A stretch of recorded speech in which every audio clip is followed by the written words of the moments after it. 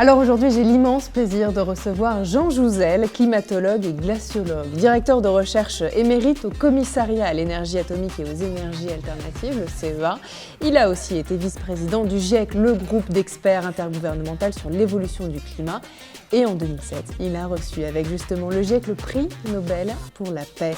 Pionnier dans l'étude des liens entre les émissions de gaz à effet de serre et le réchauffement climatique, Jean Jouzel consacre aussi sa carrière à la sensibilisation et à la recherche sur les impacts du changement climatique.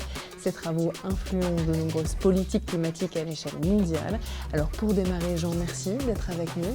Merci Philippine, merci de votre accueil. Je vous en prie, c'est un immense plaisir de vous recevoir aujourd'hui dans le podcast. Alors pour démarrer, Jean, j'aimerais justement échanger avec vous sur peut-être une première question. D'abord, je voudrais vous parler justement de la manière dont à la fois les chercheurs, les politiques, quand ils veulent bien, les individus prennent conscience de ce sujet de la crise climatique, de l'urgence climatique. Du côté des entreprises, quel est votre point de vue? Est-ce que là aussi, il commence, peut-être depuis quelques années, quelques mois, à y avoir une sorte de révolution, ou est-ce qu'il y a encore un petit bout de chemin à faire? Oui, une fois que j'ai dit que la communauté scientifique a pris conscience de cette réalité dans les années 70-80 pour que les décideurs politiques prennent conscience, c'est quand même le cas de la Convention climat, mais aussi chacun d'entre nous et bien sûr, disons, toute notre société se mobilise, enfin, disons, prenne conscience. Ça peut être le cas par exemple, des collectivités locales, mais il y a quelque chose d'essentiel, c'est le rôle des entreprises, effectivement. On est dans un contexte, nous y reviendrons, il faut aller vers neutralité carbone, c'est-à-dire que le réchauffement climatique se stabilise, si possible à des températures pas trop élevées, bien en deçà de 2 degrés, eh bien, il est essentiel, il est crucial que tout le monde s'implique. Ça va aller des collectivités, des médias, disons, de l'éducation. Et au niveau des entreprises, eh bien, c'est quand même un niveau de production très important. En particulier, si on regarde les émissions de gaz à effet de serre, c'est encore 70% lié à notre utilisation d'énergie. Alors, soit pour la mobilité, soit pour produire de l'électricité, soit pour se chauffer ou pour le domestique. Mais on voit bien que les entreprises sont au cœur de tout cela. Aussi la fabrication de beaucoup, par exemple la construction, ne serait-ce qu'utiliser des ciments et émettre du gaz à effet de serre, du gaz carbonique. Donc c'est essentiel que les entreprises y participent. Je crois qu'il faut les encourager à le faire. Et bon, c'est vrai qu'une façon de le faire, c'est effectivement de leur faire prendre conscience en quoi elles sont émettrices de gaz à effet de serre. Disons, bien sûr, il y a ces fameux scopes, ce qu'on fait chez soi, enfin, le scope 1, scope 2, et puis aussi, finalement, c'est toujours la discussion que nous avons, et par exemple avec Patrick Pouyanné, bon, si Total ne regarde pas ce que font ses clients, disons, on manque un peu l'objectif. C'est un peu cela.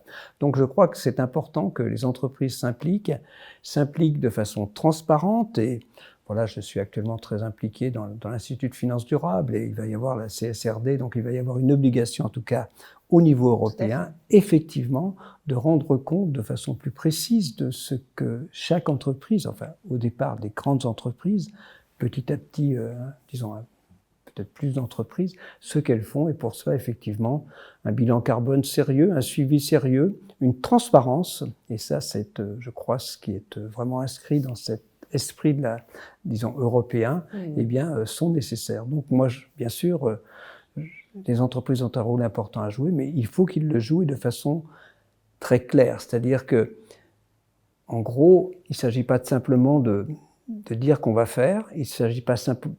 La compensation, c'est un peu un miroir aux alouettes. C'est très clair qu'il faut de véritables diminutions des émissions, pas aller chercher les diminutions des émissions en Afrique ou autre part. Il faut vraiment que, chez nous, nous diminuons vraiment nos émissions. C'est l'objectif. La France, nous devons diminuer disons, pratiquement diviser par 6 nos émissions d'ici 2050. Donc, les entreprises doivent y participer, mais bien sûr, sur le territoire national. Alors justement, cher Jean, dans votre ouvrage coécrit avec Pierre Larouturou, vous liez crise climatique et crise financière. Vous suggérez notamment que ces deux problématiques sont interconnectées. Est-ce que vous pensez dans ce cadre que le capitalisme peut être réformé pour justement répondre à ces défis climatiques dont vous parlez, ou un changement en tout cas radical de modèle économique est nécessaire et surtout envisageable? L'ultralibéralisme n'est pas du tout compatible avec la lutte contre le réchauffement climatique. La colonne vertébrale du capitalisme, enfin, l'Organisation mondiale du commerce, plaide plutôt pour une maximisation des échanges. On le comprend, pour diminuer la pauvreté, ça a pu être efficace, mais cette maximisation des échanges, on comprend bien qu'elle n'est quand même pas très favorable à la lutte contre le réchauffement climatique, qui passerait plutôt par une relocalisation de certaines activités. Ouais. Voilà, on le comprend bien. Le réchauffement climatique, ça interroge sur le mode de fonctionnement de nos sociétés. Bien sûr, on va parler ça agit sur la biodiversité, sur l'environnement, mais disons, on voit tout de suite le lien avec l'économie, avec les emplois, mais y compris avec la culture, avec l'éducation. Donc tout est interrogé. Et une des façons, en tout cas, de se libérer de cet ultralibéralisme qui nous emmène dans le mur, soyons clairs, ce serait de donner un prix au carbone.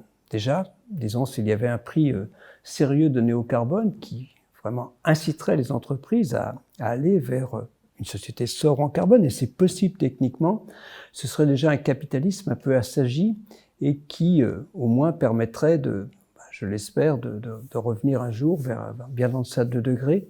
Voilà, en tout cas, c'est mettre un prix carbone jusqu'à ce qu'on y arrive, c'est ça que je veux dire, ou qu'on soit dans la bonne direction.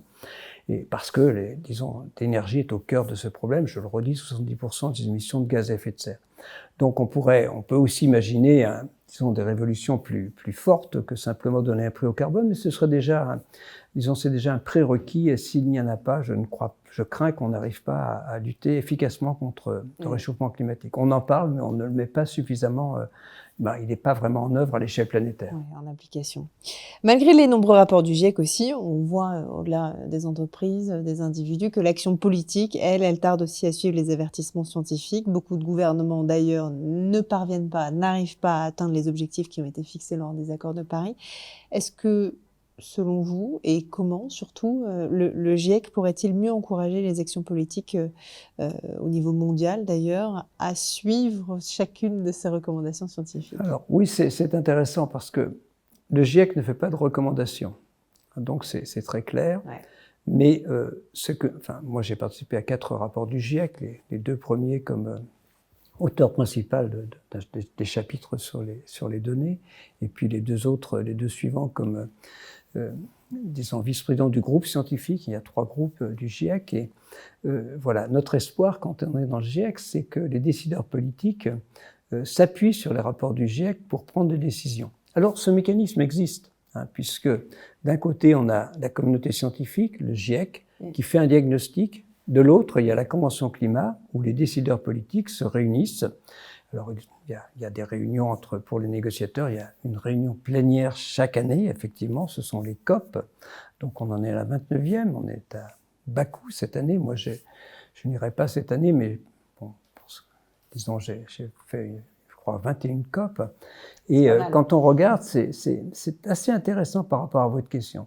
Quand on regarde les décisions des COP, eh bien, elles s'appuient très largement sur les rapports du GIEC. L'accord de Paris, on est en 2015, s'appuie sur le 5e rapport du GIEC. Et en fait, dans l'accord de Paris, je crois que le point principal, c'est de prendre des mesures pour limiter le réchauffement climatique bien en deçà de 2 degrés, si possible 1,5 degré. On a déjà pris largement 1 degré à l'échelle planétaire. Donc, en fait, on comprend que pour le réchauffement s'arrête ou revienne à un certain niveau, il faut atteindre neutralité carbone, que l'effet de serre arrête d'augmenter. Je le redis, il y a le gaz carbonique, le méthane, on pourra donner quelques chiffres, le protoxyde d'azote. L'effet de serre arrête d'augmenter. Alors, dans l'accord de Paris, on mettait l'accent au départ sur une limitation du réchauffement climatique à 2 degrés, bien en deçà de 2 degrés. Et pour cela, eh bien, ça veut dire, ça exige une neutralité carbone dans la 2e partie du XXIe siècle. Et puis, les pays les plus vulnérables se sont dit, ce serait quand même mieux, on pourrait s'adapter plus facilement si ce réchauffement climatique était effectivement limité à 1,5 degré.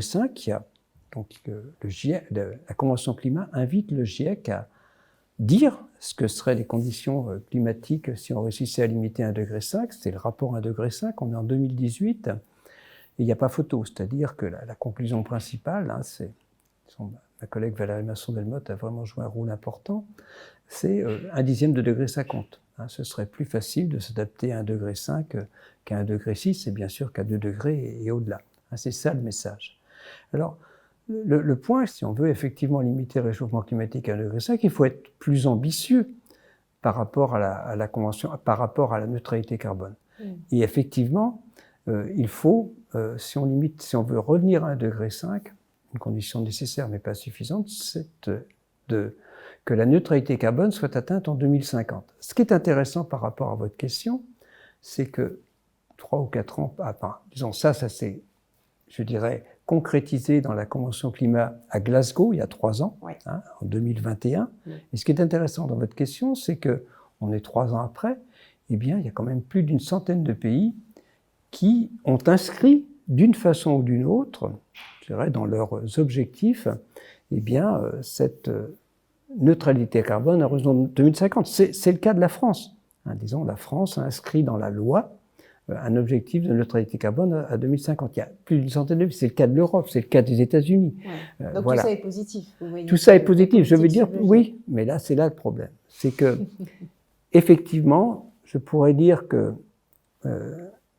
les décideurs politiques s'appuient sur les rapports du GIEC dans les textes. Le problème, c'est qu'il y a un fossé entre les objectifs affichés par ces mêmes décideurs politiques et la réalité. En fait, on parle d'1,5 degré, on parle de neutralité carbone à horizon 2050, voire bien en deçà de 2 degrés, on ne va pas être naïf, mais la réalité, c'est qu'on va de façon très claire, de façon, je dirais, délibérée vers un réchauffement climatique de l'ordre de 3 degrés, ce qui ferait entre 4 et 5 degrés en France, parce qu'il y a une amplification qui est bien, disons, bien identifiée. Donc, d'un côté, oui, dans les textes, il y a, disons, je crois qu'on peut dire que notre communauté scientifique a atteint son objectif, mais la réalité, c'est qu'à horizon 2030, eh bien, on aura 45% d'émissions en trop par rapport à ce qu'il faudrait pour avoir des chances de revenir sur 1,5 degré. Et c'est ça le problème. Voilà, donc il y a c'est cette double discours, je dirais presque, des décideurs politiques. On affiche un objectif, mais on ne prend pas les mesures pour que cet objectif soit respecté. Il est de plus en plus difficile de maintenir l'objectif de limiter le réchauffement à 1,5 degré, vous l'avez dit, fixé par l'accord de Paris. Jean, certains scientifiques estiment même que nous sommes déjà en retard sur cet objectif. Est-ce que vous croyez encore que cet objectif est atteignable ou est-ce qu'on doit se préparer aujourd'hui à une réalité un peu plus alarmante ? Alors, on doit se préparer à ce vers quoi nous allons. C'est-à-dire de façon très claire, disons, il y a des pays disons, dans l'accord de Paris, ont pris des engagements. Donc, disons, sur la période 2020-2030. Ces engagements ne nous mettent pas sur une trajectoire 2 degrés ou 1,5 degré. Ils nous mettent sur une trajectoire plutôt vers 3 degrés dans la deuxième partie de ce siècle. Nous dépasserons les 2 degrés d'ici 2050, en moyenne planétaire. Alors, il faut s'y préparer. D'ailleurs, c'est ce que notre pays fait, puisque, j'espère, le plan d'adaptation qui devrait être publié dans les semaines qui viennent, eh bien, regarde de façon très explicite, Christophe Béchu a demandé à notre communauté de regarder de façon très claire ce que serait notre pays avec un réchauffement planétaire de 3 degrés, c'est-à-dire plus 4 degrés en France, peut-être un peu plus, et effectivement, ça pose des questions. Donc, oui, il faut effectivement s'y préparer, mais il faudrait surtout tout faire, c'est pas perdu, il faut tout faire pour, et c'est toujours ce que souhaite la Convention climat, il faut tout faire pour éviter d'aller vers 3 degrés. 1/10 de degré, ça compte, et si on réussissait déjà à revenir autour de 2 degrés, ce qui est peut-être beaucoup plus facile qu'1,5 degré, eh bien, ce serait déjà moins difficile pour les jeunes d'aujourd'hui de s'y adapter. Pour le moment, il faut penser à ce que ce sera notre monde à plus 3 degrés. Et en fait, c'est quand même un monde qui, dans une large partie de la planète, les régions tropicales équatoriales, serait une partie de l'année invivable. Alors, que veut dire invivable? Ça veut dire que la température, l'humidité, on parle de température humide, est telle que simplement on ne peut plus évacuer sa chaleur et on ne peut plus avoir d'activité normale, sportive, physique, travailler dehors. Et on comprend bien que, disons, si la moitié de la planète subit, disons, ces températures invivables, ça pose vraiment question. Donc il faut tout faire. Alors, c'est pas un jeu, il faut vraiment tout faire pour éviter ces 3 degrés. Alors, qu'est-ce qu'on peut faire justement? Parce que vous parlez de géo-ingénierie, est-ce que c'est plutôt de transformer nos modes de vie? Ce qu'il faut faire, c'est diminuer nos émissions. Et ça reste possible, en tout cas, de faire mieux que les engagements que les pays ont pris actuellement, d'accélérer dans la deuxième partie de ce siècle. Soyons clairs, au cœur du problème, c'est vraiment la décarbonation, c'est-à-dire 70% des émissions de gaz à effet de serre, c'est lié à notre utilisation du pétrole, du gaz et du charbon. Donc c'est quand même important. Voilà, donc c'est là qu'il faut, je crois, aller de l'avant. Voilà, on peut parler, c'est quoi? C'est la mobilité, c'est le bâtiment, l'urbanisme. Voilà, disons, il y a à peu près 20%, disons, sur le continuum alimentation-agriculture. Il faut aussi regarder ce que l'on fait, mais voilà, c'est vraiment, on voit bien qu'il y a des possibilités, en particulier dans le domaine de l'énergie, pour passer vraiment vers des énergies sobres en carbone. Il y a tout le potentiel que l'on veut à l'échelle planétaire, disons, par rapport aux énergies renouvelables. Alors, certains pays ont aussi adopté du nucléaire, mais ça ne représentera toujours qu'une faible partie de l'énergie à l'échelle planétaire. Actuellement, ce n'est que entre moins de 5%, y compris de l'énergie primaire. Au mieux, on n'y aura pas plus entre 5 et 10% liés au nucléaire. Si on réussit à aller vers neutralité carbone à l'horizon 2050, ce sera un développement massif des énergies renouvelables. C'est possible, ce sont des choix qu'il faut faire. Par exemple, c'est de la solidarité. Si nous n'aidons pas l'Afrique à se développer autour de renouvelables, eh bien nous échouerons, c'est très clair. Donc on voit bien ce qu'il faut faire. Il faut de la solidarité au niveau international et on en manque cruellement dans cette période. On est plutôt dans des périodes de conflits, disons, quasi permanents. Ouais. Aujourd'hui, la jeunesse semble être l'un des moteurs principaux aussi de la lutte pour le climat. On fait partie d'une génération très engagée aussi, on la voit, qui prend de plus en plus la parole. On a vu un peu partout dans le monde, les vendredis notamment, des jeunes ne pas aller en cours pour justement se battre pour le climat, pour porter leur voix aussi. C'est aussi une jeunesse qui aujourd'hui, Jean, est en proie à une forte éco-anxiété. Si vous aviez aujourd'hui, je ne sais pas, une sorte de message à leur faire passer, ainsi qu'à ceux qui restent dans le déni d'un changement climatique, qu'est-ce que vous leur diriez? Disons, cet objectif de transition qu'on va simplifier en disant atteindre neutralité carbone. Alors, il y a beaucoup d'autres choses dans la transition. C'est pas, bien sûr, hein, c'est pas simplement ça, mais c'est au cœur de cette transition. Il faudra y arriver. C'est-à-dire qu'on ne peut pas, disons, finalement, on ne peut pas envisager des températures de 4-5 degrés à l'échelle de la planète sans rien faire. Hein, c'est clair. Non. Donc, et la prise de conscience est là. Donc, une fois qu'on a, je crois, admis que, disons, le monde va changer. Alors, il y a beaucoup d'autres raisons pour lesquelles le monde change. L'intelligence artificielle, de toute façon, le monde va changer. Oui. Hein, donc, mais je crois que dans ce changement, effectivement, cette décarbonation, cet objectif neutralité carbone va être essentiel. Eh bien, il vaut mieux, je crois, l'inscrire dans son avenir. Et l'inscrire dans son avenir, c'est très attractif, contrairement... Enfin, voilà, c'est très attractif parce que, bon, d'abord... je plaide toujours pour la recherche et l'innovation, et c'est quand même, si on veut aller de l'avant, eh bien, il faut de la recherche, de l'innovation. Alors, évidemment, de la recherche et de l'innovation qui s'inscrivent dans cette dynamique de neutralité carbone. Si, malheureusement, il y a aussi beaucoup d'innovations qui contribuent aux émissions de gaz à effet de serre, alors on doit se poser des questions. Voilà, c'est intéressant. Puis, imaginons, enfin, voilà, donc il y a beaucoup d'emplois qui peuvent être créés, de dynamisme économique, ça peut être une chance pour l'Europe. J'espérais qu'on allait l'apprendre, mais je crains... Je suis effectivement beaucoup impliqué avec Pierre Larrouturou, mais je crains que le Green Deal ne soit pas à la hauteur des ambitions actuellement. C'est ma crainte. Donc voilà, c'est une chance à saisir. Et disons, imaginons maintenant que cette transition, nous la réussissions collectivement, qu'on se passe pour l'essentiel des combustibles fossiles. Bon, c'est plutôt une amélioration de la qualité de vie. Hein. On voit bien que d'un côté, le développement des renouvelables que j'ai évoqué, c'est aussi un dynamisme des territoires, hein, que vous soyez. Et puis, c'est quand même une qualité de vie.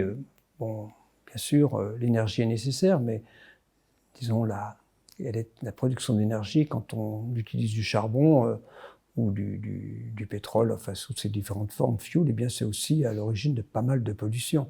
Donc, voilà, moi j'imagine plutôt, si la transition, lorsqu'elle sera réussie, une qualité de vie bien meilleure. Et aussi, je le redis, voilà, ça ne réussira que s'il y a une solidarité planétaire qui est quand même souhaitable en dehors du réchauffement climatique. Si on continue, je dirais, dans ces conflits, disons, à répétition, eh bien, c'est difficile pour l'humanité, pour une partie de l'humanité. C'est difficile pour notre jeunesse également. Donc, je crois qu'on a intérêt vraiment à la fois à faire cette transition et qu'elle a beaucoup je crois qu'elle devrait être attractive par rapport aux jeunes. Même c'est vrai que si nous leur demandons, si nous les invitons, ne demandons pas disons, un peu de sobriété. La sobriété, pour moi, c'est avant tout, disons, dans une première étape, réfléchir à l'intérêt de ce qu'on fait. Quelquefois, il y a quand même des choses qu'on fait qui ne sont pas forcément indispensables, ou en tout cas donc réfléchir un peu à la planète, à l'avenir de la planète, à notre environnement, ce n'est quand même pas trop dur. Alors justement, vous soulevez un très bon point parce qu'aujourd'hui, vous le savez, il y a des jeunes qui disent qu'ils ne veulent plus avoir d'enfants à cause du réchauffement climatique, entre autres. Qu'est-ce que vous leur répondez? Est-ce que vous leur dites qu'il faut y aller quand même parce que ça va Oui. bien?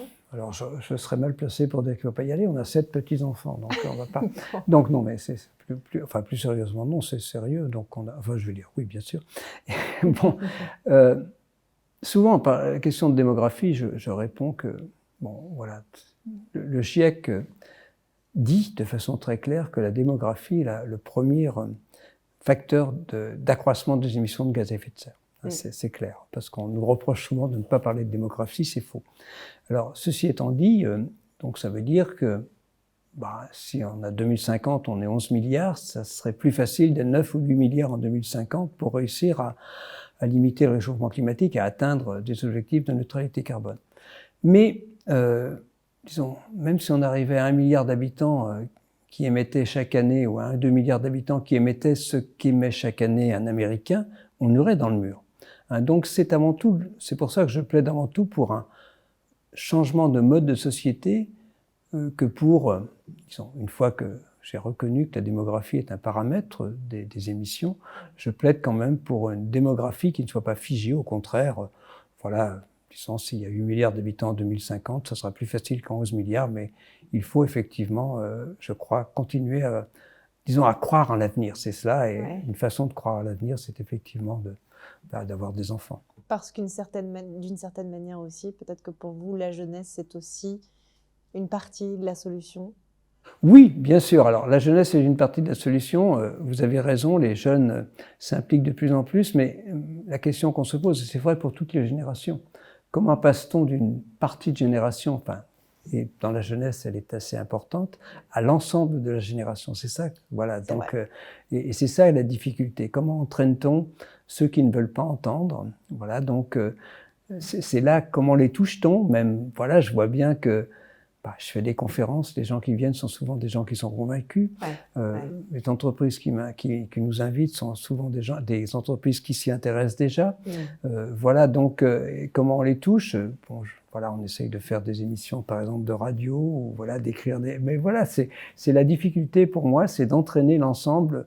Alors, pas de façon, tout le monde n'est pas, disons, à égalité par rapport au réchauffement climatique, mais comment fait-on savoir, fait-on comprendre ce problème? Alors, il y a quelque chose maintenant qui fait comprendre peut-être un peu ce caractère critique aux gens. C'est effectivement les événements extrêmes à répétition. C'est-à-dire que on voit bien que la prise de conscience, notre communauté scientifique, on a pris conscience dans les années 70-80, alors certains peut-être avant, mais disons la prise de conscience du grand public, des citoyens, elle est quand même liée largement à ces événements extrêmes à répétition que nous envisageons depuis ce qui se passe aujourd'hui, c'est ce que nous envisageons depuis une cinquantaine d'années. Ces événements extrêmes ne sont pas une surprise pour nous, mais c'est cela qui fait prendre finalement conscience en tout cas, de plus en plus de gens que le climat change, en tout cas, et avec des conséquences qui peuvent ne pas être très agréables, que ce soit des vagues de chaleur, des sécheresses, des pluies torrentielles qu'on voit actuellement. On voit bien que tout ce que notre communauté a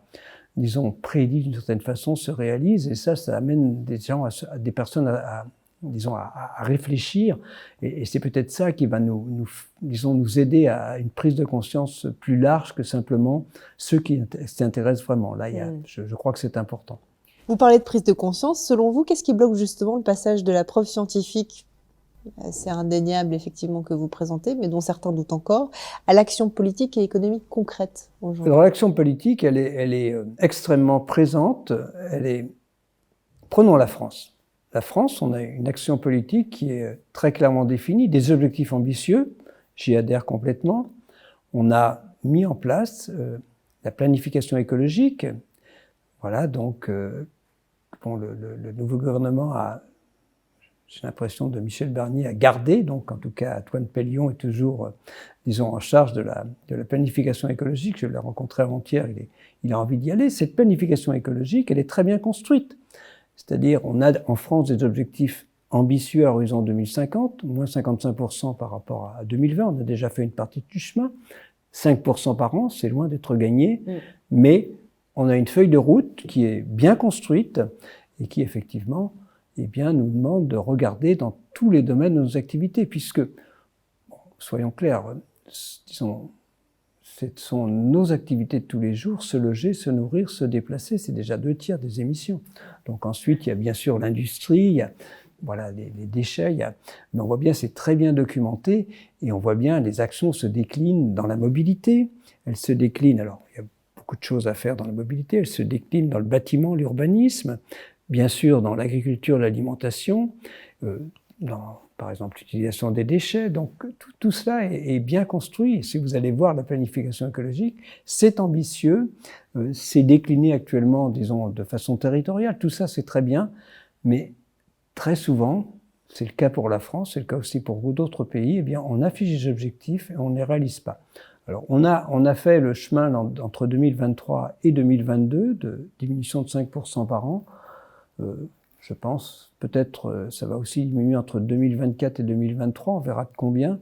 Mais je crains vraiment que les mesures qui sont en place, qui sont mises en place dans cette planification écologique, ne sont pas à la hauteur de l'ambition. Et je dis très souvent que les mesures qui ont été proposées dans le cadre de la Convention citoyenne pour le climat, beaucoup plus ambitieuses, nous auraient mis, si elles avaient été prises au sérieux, disons, inscrites vraiment dans notre vie de tous les jours sur une meilleure trajectoire par rapport à l'objectif. Ça, j'en suis convaincu. Ça, c'est très intéressant ce que vous dites aussi, parce que ça pose la question de votre rôle. Est-ce qu'aujourd'hui, vous estimez que vous êtes assez écouté par les instances politiques, par les entreprises, par tous ces acteurs, en fait, qui nous sommes, qui devons participer à cette transition écologique? Un patron m'avait dit, je vous ai écouté, mais je suis pas sûr d'avoir entendu. C'est-à-dire, écouter, oui, entendu, c'est-à-dire que l'écoute se traduise dans l'action d'une entreprise, c'est pas toujours le cas. Franchement, les objectifs affichés par les entreprises sont généralement en phase avec, alors je ne dis le diagnostic des scientifiques. Je ne dis pas, on ne fait pas de recommandations. Beaucoup d'entreprises, disons, s'alignent sur cet objectif de moins 55% de neutralité carbone à horizon 2050. À mon regret, beaucoup d'entreprises le font, ou certaines avec des compensations carbone qui sont un peu du poudre aux yeux. Ce qui compte, c'est vraiment que les émissions diminuent globalement, et ça risque de ne pas être le cas. Et bien sûr, c'est bien, mais c'est probablement pas suffisant. Très souvent, elles ne tiennent pas en compte, disons, il y a un fossé entre leurs engagements et la réalité. Alors, j'ai l'espoir que la législation européenne, la CSRD, donc, demandait une transparence, voilà, aux entreprises, disons, les mettre sur le bon chemin, disons. Il y a vraiment, j'aimerais beaucoup que l'Europe se tienne à ses objectifs. Et on voit bien la difficulté. Par exemple, on est au pied du mur, c'est-à-dire que, voilà, on parle de la fin des véhicules thermiques en 2035 et il y a certains lobbies qui n'ont de cesse d'essayer de repousser, alors que c'est ce qu'il faut faire. Hein, voilà, donc on peut parler aussi en France, disons, des réglementations par rapport aux bâtiments, de la non-location, enfin, disons, de l'impossibilité de louer normalement des bâtiments trop énergivores. On voit bien qu'à chaque fois c'est repoussé. C'est tout cela le problème. C'est que je connais les difficultés. Alors, pourquoi? Parce qu'en face, il faut des moyens financiers. Je ne veux pas être trop long, mais prenons la mesure de ces moyens financiers. Le rapport Pisani-Ferry, c'est 70 milliards d'euros par an supplémentaires. C'est important par rapport à ce qu'il faudrait si on veut réussir, disons, cette transition. Simplement, 70 milliards par an, c'est moins que ce que notre pays importe chaque année en pétrole, et, sous différentes formes, fuel, voilà, et disons en combustible fossile. On n'importe pas beaucoup de charbon, mais voilà. Donc il faut bien se rendre compte que si nous avions une baguette magique et que tout d'un coup nous passions, disons en 2 ans, d'une énergie, nous passions des combustibles fossiles et nous construisions notre économie autour du renouvelable et un peu du nucléaire, puisque c'est le choix qui est fait, eh bien, on gagnerait de l'argent. Le pays serait plus riche, il ne serait pas plus pauvre. C'est ça que les gens ne comprennent pas. Il y a aucune raison de freiner cette transition, même pas de raison macroéconomique. Il y a des raisons, je dirais, c'est le problème du court terme par rapport au long terme. La transition, c'est difficile dans les entreprises. Le décideur politique pense toujours à courte échéance. Et bon, j'ai participé au Conseil économique, j'étais membre du Conseil économique, social et environnemental pendant une dizaine d'années. On souhaitait devenir la chambre du long terme, ça n'a pas vraiment été le cas. Mais vous voyez, on n'a pas assez de politique qui ait une vision à long terme, qui ait une vision au-delà de leur propre mandat. Et c'est cela qu'il faudrait, parce que franchement, si on regarde à moyen et long terme, cette transition, elle est gagnante pour un pays comme la France. Jean, vous me parliez tout à l'heure en introduction de votre réponse de ce dirigeant de Veolia qui dit vous avoir entendu mais pas forcément écouté. Alors ça me fait penser à une vidéo récente du youtubeur Le Raptor, vue par près d'1 million de personnes, dans laquelle on retrouve des arguments climato-sceptiques. Vous l'avez regardé cette... Non, un petit peu, ouais, j'ai lu, mais j'ai pas regardé. On va vous donner un petit peu de contexte et puis aussi à celles et ceux qui nous regardent et qui nous écoutent. Donc cette vidéo, elle remet en cause le rôle de l'activité humaine dans le réchauffement climatique. Il parle même, Le Raptor, d'arnaque du siècle. À l'ère des réseaux sociaux, Jean, et face à ces nouveaux modèles d'influence, comment est-ce qu'on peut gérer cette désinformation qui se propage rapidement? On a commencé à parler tout à l'heure de climato-scepticisme. Des informations qui touchent particulièrement les jeunes qui sont pourtant, on l'a dit tout à l'heure, assez concernés par ces enjeux climatiques, donc tout ça est assez compliqué. Quel rôle doivent aussi justement jouer les scientifiques comme vous pour contrer ces récits qui marchent et qui visiblement percutent, mais qui sont tout aussi trompeurs? Oui, il faut répondre, mais c'est quand même une difficulté. C'est beaucoup plus difficile. C'est très facile de jeter le doute. C'est beaucoup plus facile de jeter le doute que de rétablir la vérité par la suite. Et voilà, donc je pense qu'il faut être présent sur les réseaux sociaux, mais ce n'est pas si simple. Et c'est clair que le climato-scepticisme reste présent, trop présent sur les réseaux sociaux. Bon, il y a quand même une connotation politique avec le Raptor, qui est vraiment aussi quelqu'un d'extrême droite, c'est très clair, de la mouvement. Donc il y a aussi ce clivage politique en France entre une partie de la population qui est plutôt tendance à climato-scepticisme, plutôt vers la droite et peut-être moins vers la gauche, ou en tout cas, voilà, il n'y a pas que ça, au contraire, mais ça joue également. Et voilà, mais il faut, je crois, continuer à redire les choses et voilà, les arguments des Raptors sont relativement faciles à contrer, d'ailleurs ils l'ont été, mais voilà, les gens, une fois qu'ils ont écouté, ne vont pas non plus écouter évidemment les contre-arguments par rapport à ce discours, parce que c'est le discours qu'ils attendent avant tout. C'est intéressant ce que vous dites, c'est le danger aussi de la désinformation. Vous avez parlé de Bon Pote, on voit émerger des initiatives de fact-checking avec des vulgarisateurs comme Bon Pote qui répondent en fait à ces vidéos en démontant les arguments un à un. Est-ce que vous pourriez soutenir, je comprends que oui, mais ces initiatives en collaborant par exemple avec des influenceurs? Oui, on le fait. Moi, avec Bon Pote, dans Bon Pote, j'interagis. Des collègues comme François-Marie Bréon, répondent aux argument par argument. Donc, on a tout ça préparé, mais tout ça est bien sûr très bien fait aussi de notre côté, mais il y a moins d'écoute parce que je veux dire que les gens vont clairement plus vers celui qui effectivement dit quelque chose qu'ils attendent. C'est ça pour moi beaucoup. Quand vous voyez des climato-sceptiques à la télévision, par exemple, est-ce que ça vous énerve? On a parlé rapidement de votre frère tout à l'heure, mais est-ce que ça vous fait sourire? Ou est-ce que vous vous dites surtout qu'il est déjà trop tard pour les convaincre? Je comprends tout le travail qui est fait derrière. Oui, ça m'est arrivé, y compris avec mon collègue Vincent Courtillot, avec François Gervais, ou avec Claude Allègre, d'être à des émissions de télé ou de radio. Voilà, j'essaie de ne pas trop m'énerver, mais voilà, donc c'est quand même difficile, oui, de rester sur des arguments scientifiques. Et il y a toute cette communauté qui s'est vraiment, disons, focalisé, enfin, disons qu'il s'est organisé pour apporter de façon, je dirais, consensuelle les arguments, pour les discuter, pour être capable d'y répondre. Et voilà, quelques personnes, parce qu'elles ne sont pas nombreuses, hein, disons, dans le milieu scientifique, effectivement, d'abord, cela permet d'avoir l'écoute de certains médias, c'est un premier point. C'est plus facile d'avoir l'écoute en étant climato-sceptique que le contraire. Et puis, très souvent, sur des arguments qui ne tiennent pas la route. C'est clair que, voilà, avec Vincent Courtillot, on peut toujours discuter du rôle de l'activité solaire, mais nous démontrons de façon claire que l'activité solaire n'est pas à l'origine du réchauffement qu'on connaît actuellement. D'ailleurs, elle n'a pas augmenté pratiquement. Donc voilà, donc il y a pas de réalité dans les arguments de ces scientifiques, mais effectivement, ils ont quand même l'écoute là aussi, et des personnes comme Raptor s'appuient largement sur cette communauté de quelques climato-sceptiques français ou étrangers. Les arguments sont toujours les mêmes, hein, pour faire passer cette idée que la communauté scientifique fait fausse route. On parle souvent de faire des efforts et de renoncer à certaines habitudes, justement, pour améliorer notre impact, ou en tout cas réduire notre impact sur le climat aujourd'hui. Mais est-ce qu'il est encore possible, selon vous, Jean, d'envisager, d'imaginer un avenir où on pourrait maintenir nos modes de vie actuels tout en préservant la planète? Je ne crois pas qu'on puisse assurer un développement toujours aussi rapide du PIB, par exemple, et parce que c'est beaucoup de consommation de biens, de matériaux, d'émissions de gaz à effet de serre, et disons, réussir dans les objectifs de maintenir le réchauffement climatique autour de 2 degrés.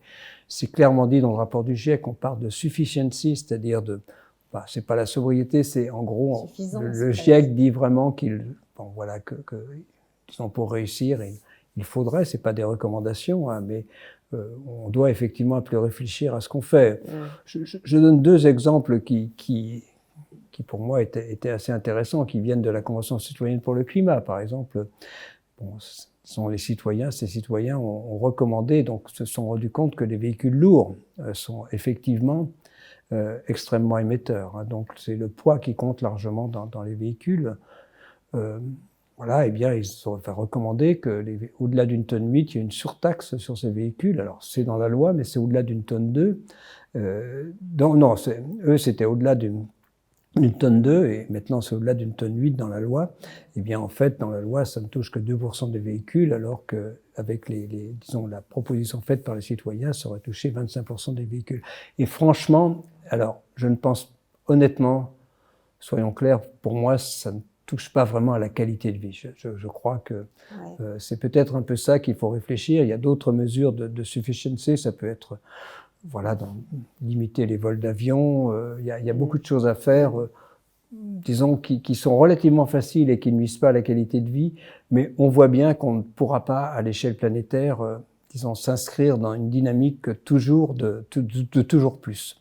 Donc il faut que cette idée, dans ce regard sur ce que l'on fait, chacun d'entre nous, ça vaut aussi pour moi, soit vraiment présent. Pour terminer, Jean, j'ai quelques questions peut-être un petit peu plus personnelles à vous poser, avec des réponses courtes, qu'on a l'habitude d'ailleurs de poser à tous nos invités dans ce podcast, toujours en lien bien sûr avec votre engagement. Et la première de ces questions, c'est de vous demander quelle est l'idée la plus folle, le truc le plus improbable que vous avez entendu pour sauver la planète. Disons, ce film où il y avait DiCaprio, Don't Look Up, nous a ouvert sur une idée vraiment terrible.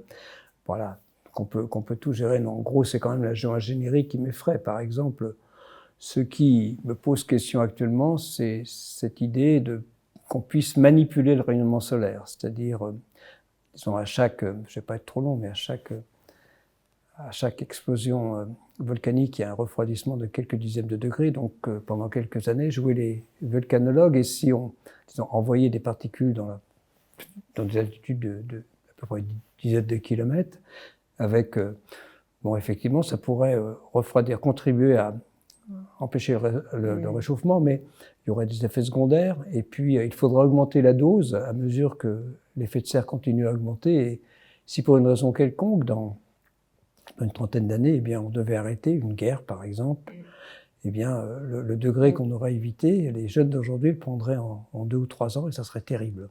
Donc c'est vraiment s'engager dans ce type d'opération, et certains y pensent, d'un point de vue éthique, purement éthique. Alors d'un point de vue technologique, il y a des problèmes, mais d'un point de vue éthique, moi ça m'interroge et je plaide effectivement pour qu'on ne s'engage pas. Autant diminuer ses émissions est au cœur de notre civilisation. S'adapter également est indispensable. Il faut bien sûr penser à l'adaptation. La géo-ingénierie ne l'est pas. Alors, quand on parle de géo-ingénierie, il y a cette géo-ingénierie solaire qui pose beaucoup de questions.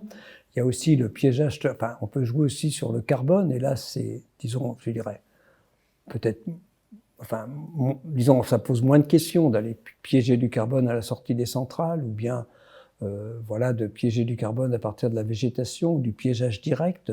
Là, c'est peut-être moins, disons, moins problématique. Ça peut poser des questions aussi éthiques, parce que d'une certaine façon, même si ça marche, voilà, ça ne marchera que dans une quinzaine d'années, une vingtaine d'années. En gros, on demande aux jeunes d'aujourd'hui de pomper le CO2 que nous mettons dans l'atmosphère sans compter. Hein. Donc ça m'interroge quand même. Mais disons que la géo-ingénierie solaire est vraiment, pour moi, me pose vraiment question. Oui, c'est quelque chose qui me surprend. Et... Si vous aviez une machine à remonter dans le temps, si vous pouviez changer un événement historique pour avoir un impact justement positif sur la planète, qu'est-ce que rapidement vous changeriez? J'aurais aimé que ne soit pas découvert, disons que ne soit jamais découvert la possibilité d'aller chercher des réserves quasiment infinies de pétrole, de gaz avec du fracking et des méthodes non conventionnelles. J'aurais aimé qu'on nous en restions aux méthodes conventionnelles et que rapidement, eh bien, ça s'épuise. Voilà, mais disons, cette découverte, cette mise en œuvre disons, des méthodes de fracking et tout, ça a vraiment été une très mauvaise nouvelle pour le climat. Si vous deviez résumer votre vision du monde de demain en un seul mot et un seul, lequel choisiriez-vous? Relatif optimisme.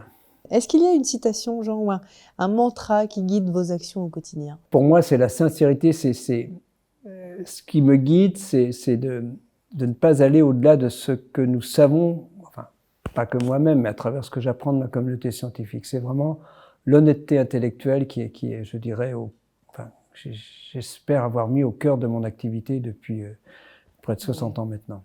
Est-ce qu'il y a une musique qui vous donne envie d'y croire? Il y a des très belles choses sur le climat, des très belles chansons. Oui. Donc je crois qu'Kenji Girac, il y en a une, mais j'ai plus le titre.